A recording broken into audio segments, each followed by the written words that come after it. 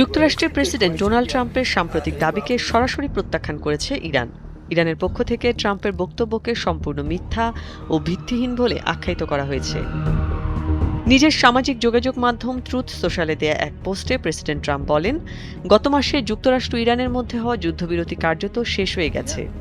তবে উত্তেজনা সত্ত্বেও দুই দেশ আলোচনা চালিয়ে যেতে সম্মত হয়েছে, কারণ ইরান তাদের সঙ্গে আলোচনা চালিয়ে যেতে অনুরোধ করেছে বলে জানান ডোনাল্ড ট্রাম্প।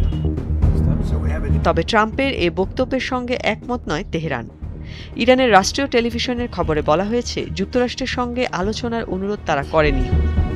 মার্কিন প্রেসিডেন্ট ডোনাল্ড ট্রাম্প তেহরানের পক্ষ থেকে আলোচনা চালিয়ে যাওয়ার অনুরোধ করা হয়েছে বলে দাবি করার পরই ইরানের পররাষ্ট্র মন্ত্রণালয়ের মুখপাত্র ইসমাইল বাঘেই এই তথ্য সরাসরি অস্বীকার করেন।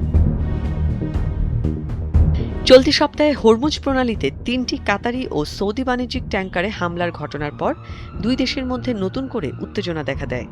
ওই হামলার প্রতিক্রিয়ায় যুক্তরাষ্ট্র ইরানের সামরিক স্থাপনায় আঘাত হানে। জবাবে ইরানও প্রতিবেশী উপসাগরীয় দেশগুলোতে অবস্থিত মার্কিন সামরিক ঘাঁটিগুলোতে পাল্টা ক্ষেপণাস্ত্র ও ড্রোন হামলা চালায়।